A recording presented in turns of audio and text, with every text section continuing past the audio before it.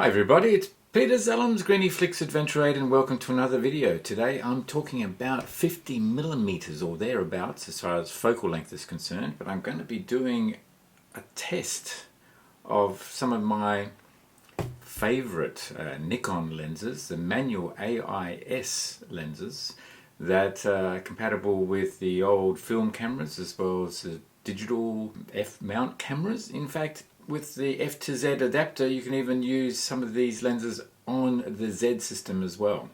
But it's sometimes really exciting exploring some of the old technology and see how it compares to the new stuff that's out there as well. Lenses here, and these are the ones that I'll be reviewing. 50mm 1.4, f1.4. Also I've got the 51.2. And then I borrowed a lens, and this is one I've been meaning to at least test and see how it compares to these others. And this is the 58mm f1.2. Yeah, this is quite a bit of difference. Well, difference in price, I should say. By doing the test, we'll be able to see exactly what is it that you're getting different with the 58mm 1.2 versus the 51.2 versus the 51.4. Let's find out.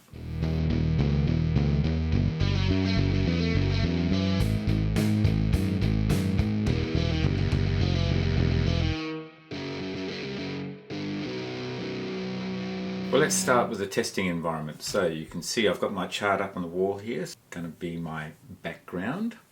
I will be able to test the bokeh as well, so I'll need a subject. And my subject today is going to be this. Can you see that? Yes, so this is a Ducati 900 SS. If you're a keen motorcyclist, you'll know this is a 1975 model. I did actually own one of these second-hand way back in the 90s. Now, if you wanted to buy this new today, as a new second-hand restored bike, it would probably be in the vicinity of 50,000 to 100,000 Australian dollars. Well, anyway, we'll just have to work with the model today, I think. Yes, gloves. Alright, so that's my foreground subject. My background subject is the charts there. These are all manual lenses. So this is the AI 50mm f1.4. So this first came out in 1977, continued as an AI type lens until 1981, and then became AI-S. So the difference between AI and AI-S, I'm not sure whether there's any difference other than maybe a couple of coatings. But the way you tell the AI versus the AI-less, AI doesn't, on this, you can see the aperture numbers here. If it's all in white on a black background, then it's an AI lens. If the maximum aperture, say f16 here, if it's color on the bottom ring here, then it's an AI-S lens. So we've got two AI-S lenses and one AI lens. Alright, so this is probably a 1977 lens. It is quite old, or thereabouts. The 50mm f1.2 also came out around the 1978 mark and continued manufacture to about 2021, 22. Whether it's still in manufacture now, I'm not entirely sure, but anyway, that's what it is. The 58 1.2, that was only manufactured for 10 years, actually for 20 years, from 1977 to 1997. That maybe explain why it's a different price to the others. Well, let's talk about price. This one is in pretty ratty condition, and I bought it with an old body, film body. So I paid about $50 for that. If it was in really pristine condition, this 1.4, then on eBay in Australian dollars it would sell for around $300 Australian. The 51.2, this one I bought second-hand from a specialist camera store in Japan, in Tokyo. At the time, I think about 5 years ago, I paid $500 Australian. On eBay for a lens in this condition would be probably around the $600 to $700 Australian. Right, now the 58 1.2, now that's something else again. This one in this condition would sell in Australia for around $5,000 Australian. But I noticed on eBay they go right up to about $11,000 or one that's in absolute mint condition. So a big difference in price between all of them. Now, yes, the test will be testing these three, so you can see what you get for your money, basically, both in detail, contrast, what sort of character these lenses have. Wide open, so that's the main test, is wide open. Yes, we'll stop them down to 1.4 and f2 and 2.8, 4 and 5.6, but I'm really interested to see how it's going to be performing in those 1.2, 1.4, f2 range.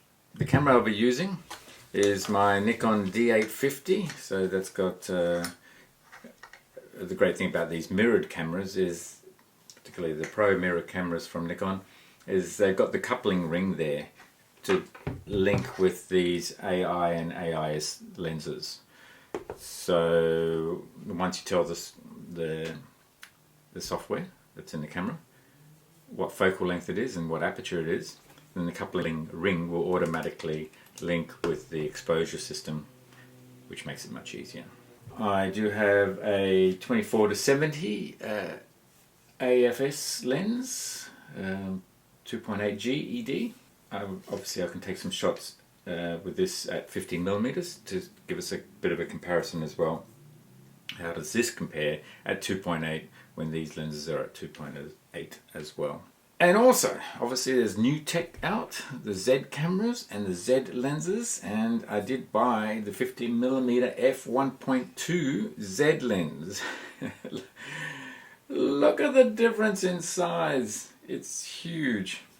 Alright, so we'll take some shots with this as well on my Z camera, on the Z6 in this case, and we'll be able to compare the results to these older vintage manual AI and AI-S lenses. We'll go into Lightroom, we'll do the test, and we'll see the results. From that we'll learn a bunch of stuff about this 58mm 1.2, and then I'll go out into the field, take some shots wide open, and at the end of the video I'll be able to share some of the photographs with you as well.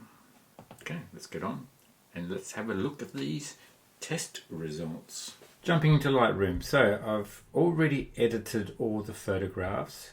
I've cropped them so that they're all the same. I've exported them as JPEG files, all in the same size as well, which will make it much easier to actually compare results. We've got a whole bunch of apertures that we tested at. Some test lenses here, the 24-70 lens, the AFS lens. Also with the Z6 I put in the 50mm f1.2S lens as well. But let's just go to the 1.2 AI-S lenses. So we've got the 58mm here on the left, f1.2 lens, and the 50mm 1.2 lens on the right here. We'll just zoom in at 100%, and they both look very similar. However, 58 is sharper. I think we have to go to 200% to see the difference. So if we just look in the center here, you can see that the 58mm is sharper than the 50mm f1.2 at 1.2. Now things start to change as we start moving towards the edges, I noticed. And it's somewhere around the 1/3 mark where things start to change quite radically. So somewhere around here. So where was that? We're over here now. And you can see that the 58 starts to lose focus, in fact. It starts to get wishy-washy. Whereas the 51.2 pretty much maintains its sharpness and contrast across the focal plane of that lens. Once we start getting to the very, very edge here, you can see here on the 58 it gets really wishy-washy, whereas it's quite clear on the 51.2. And if we go down the corners, you probably notice it even more so. Down here on the 58 versus the 50 here. If we go across the other corner, and you can still read the writing here on the 50, But if we go to the 58, you can see it just gets so wishy-washy with its focus. That's at 200%. But when you look at the photograph as a whole, so that's a 58. Do you really notice the definition fall off? Yes, well, you do notice it here in the corners. But you got a nice, clean, high contrast center in the 58 at 1.2. And then if we have a look at the 50 here, you can see it's more consistent. So you look at this spiral here, that spiral there, that spiral there, they're all pretty even across the entire lens, which says a lot for the lens, I think. Let's have a look at the bokeh and focusing at my subject close up. So we'll go side by side again. So I've got 58 on the left and 50 on the right. So we're still shooting at f1.2 here. Well, looking at these two images, at 100% it's hard to tell them apart.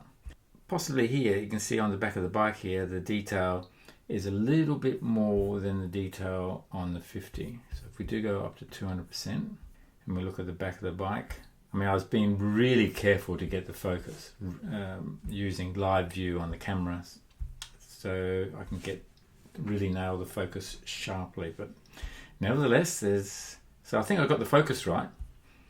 But as per the other chart photo, the 58 does have more definition in the center than the 50 1.2. Now, because the subject is right smack in the middle of the photograph, it means we're not really concerned about what's happening around, but it will give us a view of the bokeh. And it is a different bokeh. They're both at 1.2, but you can see that it's a more blurry bokeh on the 58 compared to the 50. And that may have more to do with the focal length, because I did crop the 50 to give me the same view. So that probably explains why there's a slight difference in bokeh, because of the focal length difference. That would be my guess. But both are very good. 1.4. Now we've got three lenses to compare. So we've got the 58, and we've got the 50 1.2 again. So if we go to the center, so this is at 200%. So you can see the 58 is still clearer than the 50 1.2 in the center. As we go towards the edges, the 50 1.2 maintains its sharpness and its contrast, whereas the 58, it's better than at 1.2, but it's still a bit, the definition quickly drops off towards the edges on the 58. And that's true on the other side as well, where it's quite even on the 50 1.2. 50mm 1.4, there you go, 1.4 is on the left, and then 50mm 1.2 is on the right. So we go to the center again. So here, well, we got a slight difference here. At 1.4, for the 50mm 1.4, the definition is quite good. In fact, it's still slightly better than the 1.2. However, the contrast is better on the 1.2 than it is on the 1.4. You can see this purple fringing or haze or color toning that's happening here across the entire image, whereas the contrast on the 1.2 at 1.4 f-stop has a better contrast. Then if we sort of move off to the side, but you can see the definition is actually it's a bit weird here with the 1.2. It is sharper. The 1.4 is sharper at 1.4. If we move across to the side, you can still see that the 1.4 is sharper than the 1.2. It's always these compromises, isn't it? And then as we move well towards the edge there, we've got a nice contrast on the 1.4. So it just shows that the 50mm 1.4, and I've got the AI lens, so the really old one, it's still stacking up really well. So if we compare the 1.4 and the 58, is that right? 1.4 and the 58. And if we go to the center here, you can see the 58 is much sharper, high contrast. And then as we go towards the edges, the 1.4 is maintaining its detail, whereas the 58 is losing it. and going fuzzy, which is the character of the lens, the 58 NOCT lens, which is part of the design process, I think, for that particular lens. So we got the 51.4 on the left, and we got the 58 1.2 on the right. The 51.4 does a pretty good job. I mean, again, I was being really careful with my focus, so whether I slightly missed the focus on the 58, I'm not entirely sure. I was being so careful. But anyway, that's what it is. The 58 on the right and the 51.2 on at 1.4 now. The 58 seems to be in better focus, more detail than the 51.2. 51.4 on the left, 51.2 on the right. The 51.4 seems to have more detail and definition, doesn't it? What happens at f2? So we've got 58 on the left, and then on the right we've got the 51.2. The lens is set at f2, straight into 200%. 58 1.2 is looking pretty good. They're both looking very good. Possibly greater contrast on the 58 compared to the 50. Let's see what happens as we start moving towards the side here. Does the 58 start to improve on its definition towards the edges? The 50 1.2 on the right here, that seems to be pretty consistent. You can see how the 58 drops off even at f2 quite considerably, whereas the detail on the edges of the 51.2 is very strong. So the 51.4 at f2, great, it's looking good. And we go off towards the left here. The 51.4 at f2 maintains the quality of the image towards edges, towards the corners as well. So what about if we compare the 51.4 to the 51.2? Yeah, looking at the printing here, it seems to be clearer on the on the 1.4 lens compared to the 1.2 lens. Both the 50mm lenses. If we go towards the edges, let's see what happens. The 1.4 lens is clearer again than the 1.2, and yeah, so that's consistent across the lens.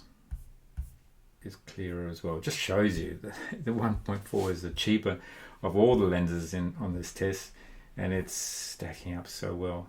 So we've got 1.4 on the left, 1.2 on the right, getting a very clear image here of the foreground at 200%. The bokeh, as you could imagine, is very similar. Okay, so at f4 now, we actually have another lens in the mix. We've got the 24 to 70mm. We've got the 58 1.2 at f4. And what do we got here? We've got the 51.2 there. I mean, at 200%, you can see they're very similar as far as contrast and detail now. At f4 does the, okay, and the 58 does start to improve once you get to f4, but not as much detail as that of the 1.2 50. We've got the 51.2 on the left, and we've got the 2470 on the right here. And the 2470 at f4 is a very fine lens. It is a zoom lens, but you can see the detail is great. Do you have a bit more detail on the fixed focal length? Maybe a little bit. And as we go towards the edges here, you have got more detail on the fixed focal length compared to the zoom. All right, next combo. What do we got? 58 on the left and the 51.2 in the middle on the right. So the 51.2 on the right, 58 on the left, both at f4. Yes, well, I think we know what to expect now. The 1.2 on the right, and what have we got? 1.4 on the left, 1.2 on the right, and basically they're much the same. 51.2, maybe a little bit more contrast, hard to tell. But as far as the image is concerned, across the image, almost identical at f4. Hard to tell them apart. No real surprises there. bit more detail on the corners, maybe on the 1.4, which is consistent with our findings so far. 1.4 seems to be outstanding value, to say the least. What's the difference in bokeh? The background starts becoming more in focus now that we're at f4. So we've got the 1.4 on the left, 1.2 on the right. And the image becomes very clear in the foreground here. Definition is fantastic, can't really tell them apart. The 51.2 on the left and the 24 to 70 zoom on the right, both at 50 millimeters and both at f4. And yes, well, the fixed focal length, you can see it's more greater definition than the zoom. The zoom does a good job, but not as fine as a fixed focal length. Let's go back to 1.2, and now we'll throw in the Nikon Z6, which means now we get an image also of the Nikon Z lens, the NIKKOR Z 50mm f1.2S lens. Okay, so we've got the 50mm Z lens 1.2S on the left, and then on the right we've got the 50mm 1.2 lens, the vintage AI-S lens. Okay, let's zoom in straight away at 200%, and we see a difference straight away. The Z lens here on the left, very clear, very sharp, good contrast. So when you have them side by side at 200%, you can see what the differences are. Then as we move across to the left, the Z lens is sharp, edge to edge, at 1.2, incredible. The Z lens is remarkably sharp right to the very corners. There's the 50mm 1.2 in the corner, top right hand corner, and there's the Z lens. Just shows you how technology has changed and how much the lenses have improved. Modern technology. Yeah, well, you know, the 51.2 still stacks up well. It's 40 odd years old. Okay, so now we've got the 58 on the left, 58 1.2 on the left at 1.2, and then we've got the 50 Z lens also at 1.2. So at a glance, they both look very good. You do notice I think there's a bit more vignetting in the 58 compared to the Z lens at 1.2. Let's go straight to the middle. You can see how good this 58 1.2 is at 1.2. It's almost the same as the Z lens at 1.2 in the middle, which is remarkable considering how old the 58 NOCT is. No doubt you will see the big difference as soon as we start moving towards the left off center, and then before long, yep, the 58, as you know now, starts to drift off into fuzzy land, whereas the Z is sharp as can be. So that's called character, going off into fuzzy land. No character in the new Z lens because there's no fuzzy there. But the NOCT 58 1.2 gets pretty fuzzy in the corners. There you go. You can see the difference between that and the Z. Well, let's have a look at our close-up subject. Alright, so we've got 58 on the left here. We've got the Z50 on the right. The bokeh is stronger again on the 58 again because the difference in focal length is what I put it down to. Alright, so let's just zoom straight in. What do we got? Yep, the Z sharper than the 58. No surprises. But yeah, we'll both produce a wonderful image.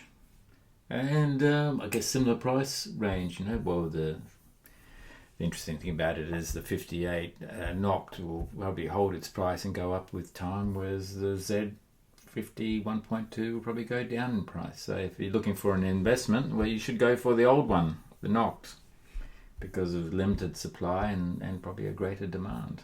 You're not going to get the character out of the Z lens. You get the character out of the 58 NOCT. Am I trying to justify this to myself?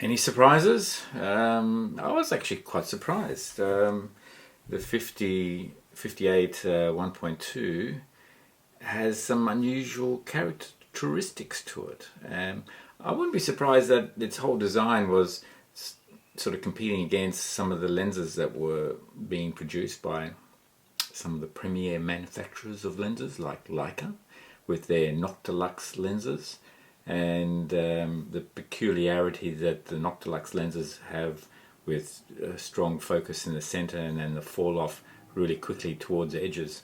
And that definitely is true for the 58, which I wasn't expecting at all. And that possibly explains why, you know, it is so popular, and its price tag as well.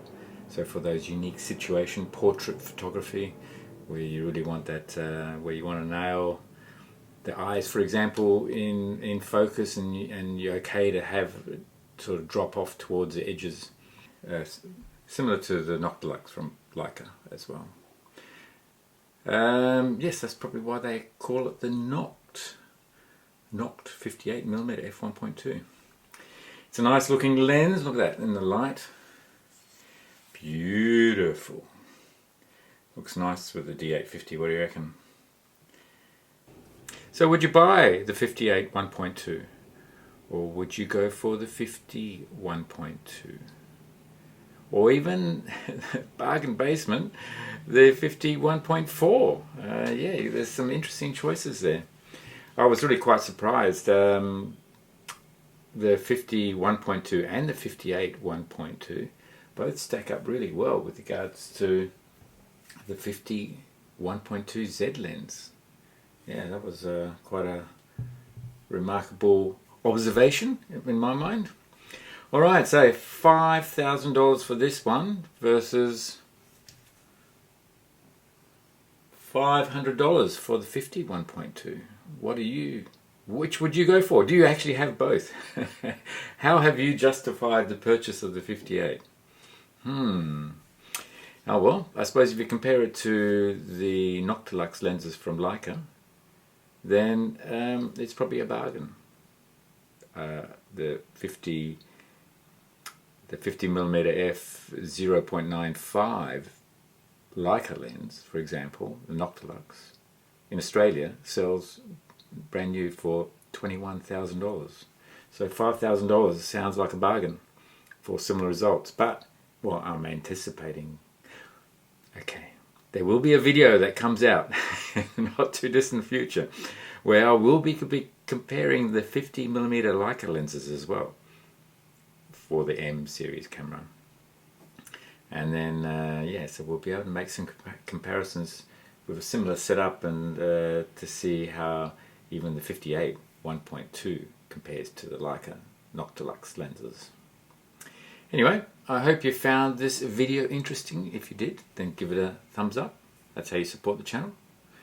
And the other way to support the channel is if you're looking for some discounts on gear, whether it be lithium batteries or electric bicycles or dash cams or even cryptocurrency. That's something new. Then go to my deals page or my shopping page on adventure8.com.au.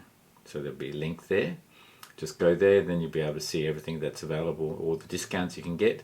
And if you use those discounts and it's of a benefit to you, then that's how you support the channel, because being an affiliate with those organizations like iTECHWORLD, then I'm able to get a little bit back to support and produce more content for you guys.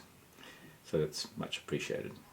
Anyway, if you haven't already subscribed to my channel, then do press subscribe, press notifications. You'll be notified when the next video is out. And I look forward to seeing you on the next video. Thanks for watching. Cheers. Bye.